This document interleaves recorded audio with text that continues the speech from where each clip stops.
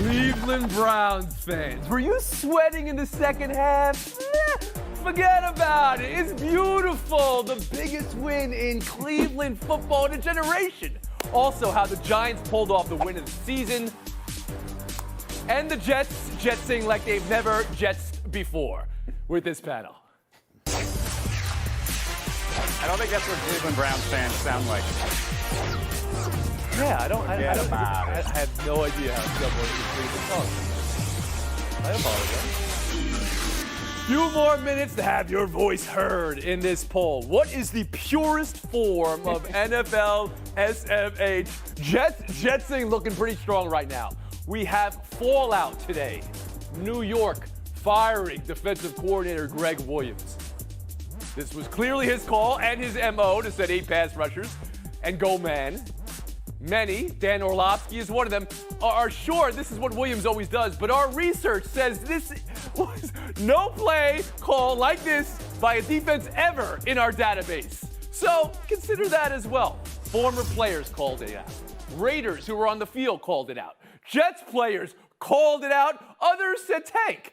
We go to New York with Pablo Torre. What say you, and was it a fireable offense for the defensive coordinator? Of course it was fireable, Tony. The grand irony here, though, is that this is also the most useful thing Gregg Williams has done all season. And look, I want there to be whiffs of conspiracy here, right? Around the firing, was it a distraction, a red herring? I want this to be a play call that was an inside tank job. You know I love that stuff. Yeah. The issue is that despite all these great results, right? Maybe you get Trevor Lawrence, maybe this coordinator who's terrible is finally out.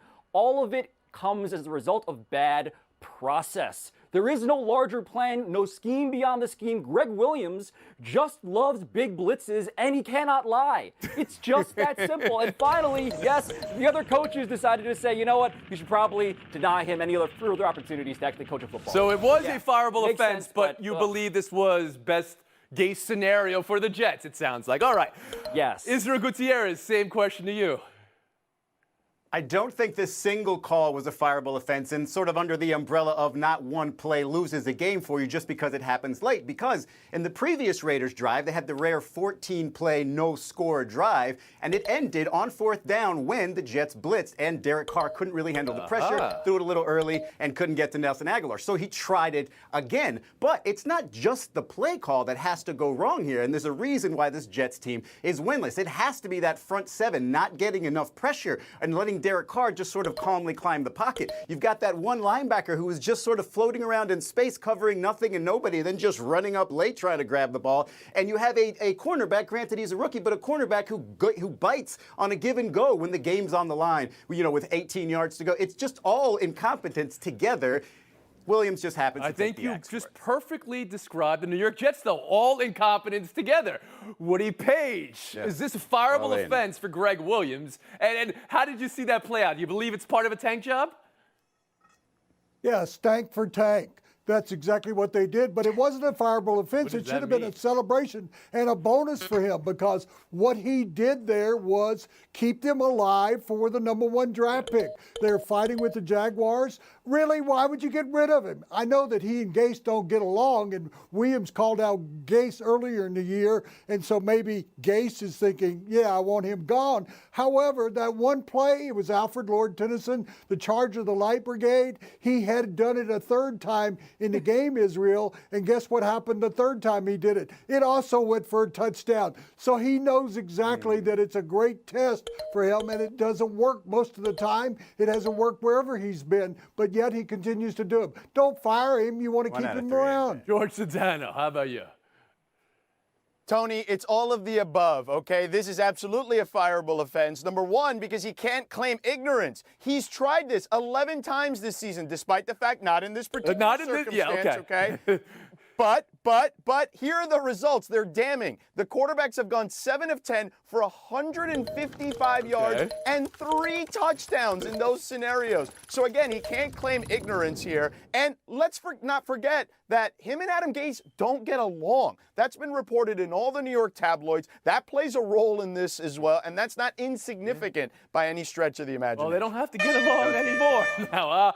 there was that moment. It was 4:09 Eastern, and the Jets are taking the lead and about to close out a win, and Jacksonville's now forcing overtime. You're like, what are these teams doing? But then everything came back down to earth, and now we're still in the same order we came into the game.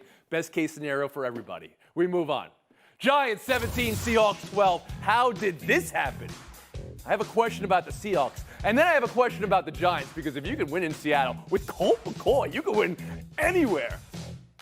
Does this loss, and in particular the constant pressure and sacks Wilson took, have you rethinking the Seahawks and maybe that they won't be able to put it all together this year? George Sedano, first to you. Yeah, Tony, I do think that there are some concerns. We all know their defense isn't very good, even though they are number 3 against the run, and the Giants gutted them there. Yeah. So that's not a good sign. It's why Jamal Adams came out of the gate in the press conference and really lambasted his defensive effort for him and his team. But here's the thing. The offense is something to be worried about. Their offensive line isn't great. Russell Wilson only had 1 drive of over 50 yards in this game. All those things are concerning despite their great skill position players. Mm-hmm. Woody, specifically, where is the disconnect with the Seahawks right now? Well, the first thing is the only team in the NFL that had been undefeated at home in a bizarre season, and they don't have that 12th man help that they usually get. That's one thing. I mean, the crowd's not a factor anymore in the NFL. Second thing, their defense is so awful. It's not the Legion of the Boom again. It's the Legion of the Doomed. Now, if you look at it, they can't stop anybody. And so Russell Wilson now is forced into trying to do even more than he normally does. And guess what? Yesterday, being sacked, 5 times and not really being a factor in the game with either his arm or his running. They had both of their running backs healthy for one of the few times this year, and yet they only went to him 15 times. You have to run against the Giants, who have an excellent defense. And I just think Seattle now is in deep trouble trying to even make the playoffs when they were number 1 in that division. Make the playoffs. You think Seattle making the playoffs is now in question? Yes, absolutely. Okay, and just one minor correction. I think you can think of another team that is undefeated at home this season, Woody. Any guesses? That would be Pittsburgh. Of course. Oh, you came back and you knew it. That's There good. it is. How about you, Israel Gutierrez?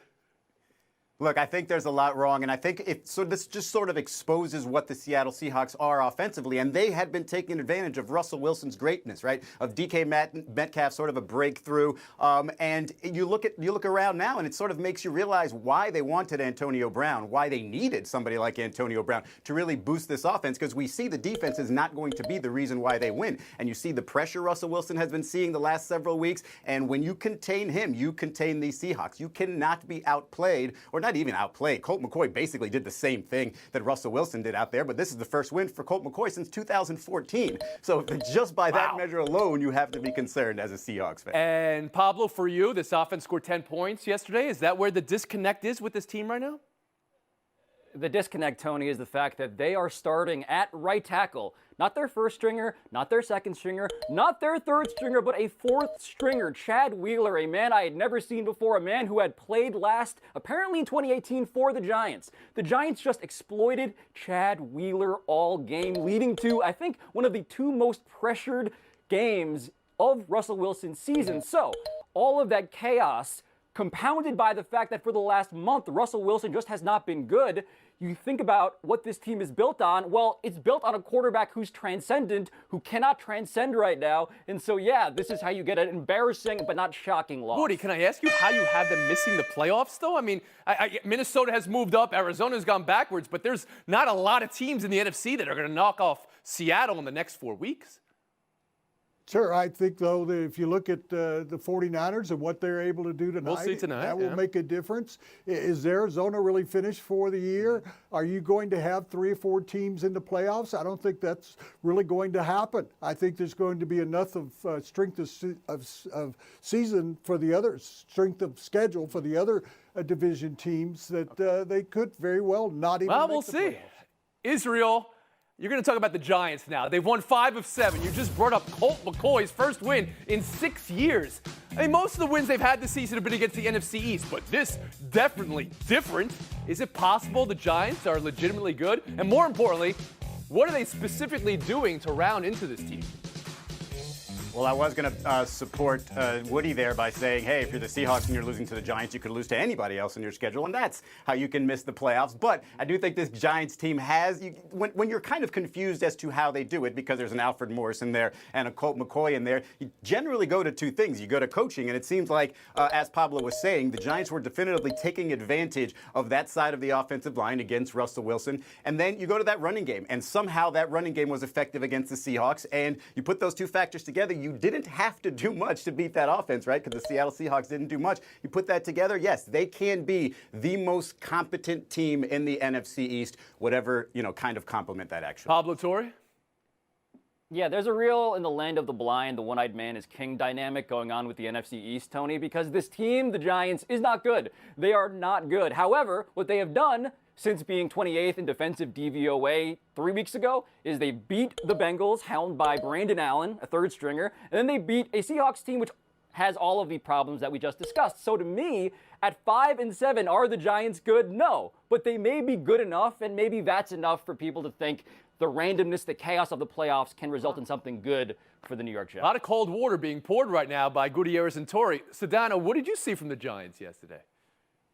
I think they're good. Yeah. I think their defense is legit. I also think we need to start giving Dave Gettleman some credit here. We made fun of Gettleman a lot over the last couple of years, but you know what? He's nailed a lot of different things. He's nailed these picks, a lot of low draft picks on that defense. The Leonard Williams trade was something he got lambasted for, and as turned out, Williams has more sacks for the Giants this year than he had for the Jets in 3 seasons. So the defense is what's been their catalyst, and over the last 7 games now, 5-2, right? Since week 6, only the Steelers, the Chiefs, and the Saints have a better record than them right now.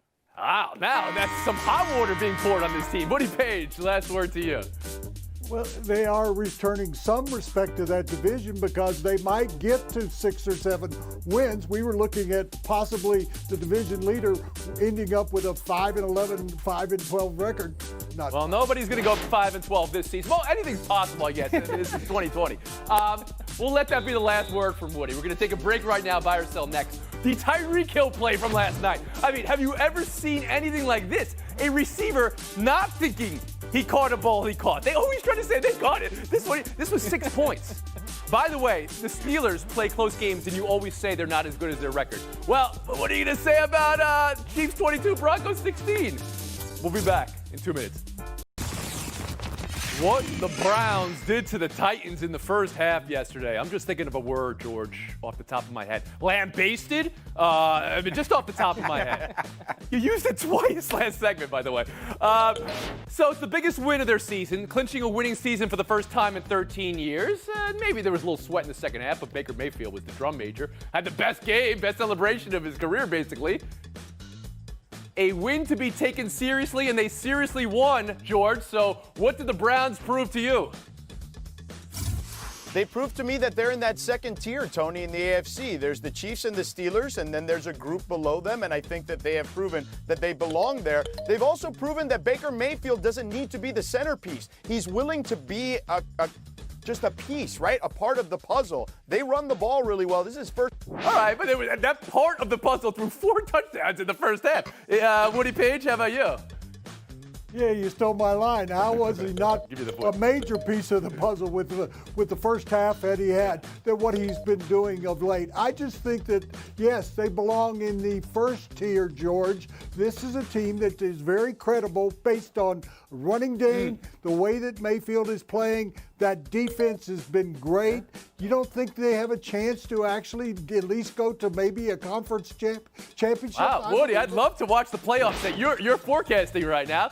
Israel Gutierrez, I must say right off you nailed this game on Friday's panel. You said the Browns are going to win. You talked up Baker. Go ahead, take your points, and tell us what it proved. Well, thank you.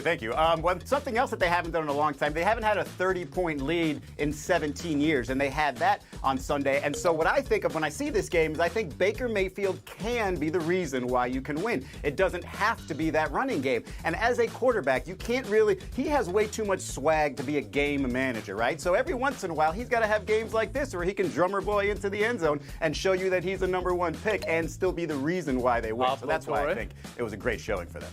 Hold on here. Baker Mayfield proved that his commercials should no longer be seen as those like pre-printed Super Bowl t-shirts you send overseas. Like, yeah, they deserve an audience. They're legitimate, right? He's good. However, Tony, the idea that the Browns are in the first tier or even the second tier, this is the second game they've won all year against a winning team. They have a negative point differential still, and they're supposed to be with the Steelers? That's absurd. Woody, I'll go. The floor is yours once again to defend your projection here for the playoffs. You got to consider, Pablo, the entire season. You're talking about going back earlier. We see improvement out of this team week after week, and I think if they beat the Ravens, you've got to put them in that first tier. Buy or sell too. The latest from Doug Peterson on his quarterback situation said this morning on WIP he hasn't made up his mind for Sunday versus New Orleans. Also said what he told Wentz and Hurts he'd like to remain private. The move to go to Hurts gave a spark. The statistical split of each was QBR in the 30s. Pablo, I go to you for all Philadelphia-based processes. Do you think Peterson has to commit to the move now and see what Hurts has, or is it not that clear-cut? You got to go with Hurts, Tony, because the definition of insanity is just doing the same thing over and over again and expecting a different result. Carson Wentz has been the worst quarterback in the league by sacks, fumbles, and interceptions, right? Jalen Hurts was not great by any means. He wasn't even really that good in this game, but he's not Carson Wentz, and that should be enough to get a little bit more leash in this offense. Israel? Yeah, it should just say that on the back of his jersey, not Wentz, because that's the only reason why you would put him out there. Having watched him when he did come in, he looked like a little bit more mobile, a little bit more active, can escape, but once he's out there, his accuracy isn't great. I think you do move on from Hurts. I think you just started realizing Philadelphia, hey, move on from Wentz. Came in Wentz, we got to get a new quarterback. Right, okay. Woody Page?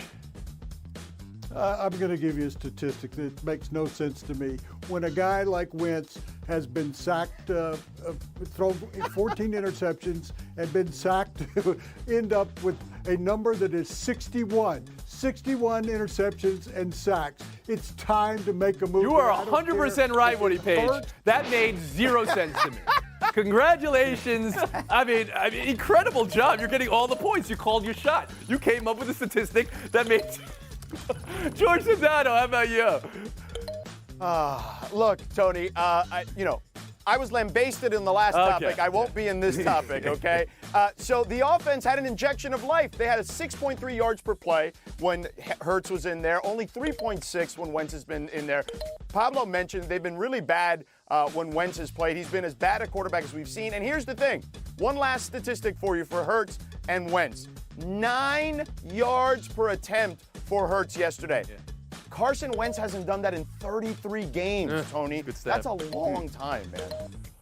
George Sedano, Woody Page going wherever you guys go when you get pushed to the back here. But, George, I know you wanted one last retort to Woody's the Browns are in the top tier, so please go ahead. You know, Woody, all I can say to you is you've been lambasted. Okay, today. Let's add it one more time. Are you trying to make that a catchphrase? What are you doing? All right. Why is this a catchphrase? All right, Israel, Pablo. Showdown in 2 minutes. May the winner get highly questionable? What? Who said that? We started today with the Jets jetsing. Well, not to be outdone. The Chargers chargering. And the Bears bearing down yesterday. Israel, for which of these teams is coaching the greater issue?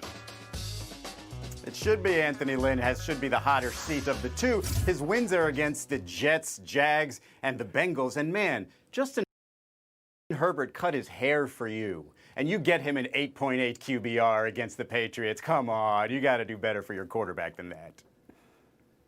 But to me, it's Matt Nagy, Tony, because Matt Nagy is getting votes of confidence right now. Do you know how infuriating that is? I mean, Mike Wilbon notwithstanding even, for Bears fans to realize, wait a minute, they're going to get Riddle in. We may have this guy again? Are you serious? Yeah, Wilbon and Sarah Spain would like a word too, Pablo. But to Israel's point, I mean, the Chargers always have the worst special teams. This is going to be the worst special teams unit in the history of the NFL. Split the point, we'll move on. From college this weekend, you know, BYU said anytime, anywhere, points for them. This was incredible. T-shirts said Mullets versus Mormons. The Chanticleers made the tackle. This was the game of the year, Pablo. What's the takeaway from Coastal Carolina over BYU at the gun here? I take away the fact that in 2014, Tony, I picked Coastal Carolina to upset Virginia as a 16 seed in the NCAA men's basketball tournament and became the first person to utter the words Coastal Carolina on ESPN.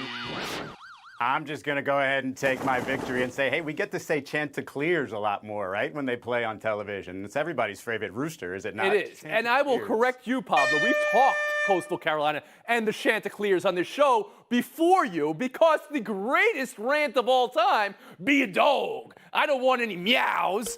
Be a dog. 30 seconds of FaceTime Israel. Be a dog. Thank you. There was plenty of football people that had bad weekends, but on the NBA side, James Harden might have had the worst. He's already sort of holding out on his team because he wants to be traded to Brooklyn. This weekend, he put Instagram stories up being at Lil Baby's party, the rapper, in Atlanta without a mask when the NBA is requiring you to quarantine this week. And this is not a good look for him when his former teammate Russell Westbrook is in Washington showing up 3 hours early to practice, and his current teammate John Wall says he wants to be an all-star again. He's probably going to need James Harden's help. This is a bad look, James. All right, Israel today's winner. And now on behalf of our show, I think, George, you have something we need to tell Pablo Torre after his answer there. No. Get lambasted!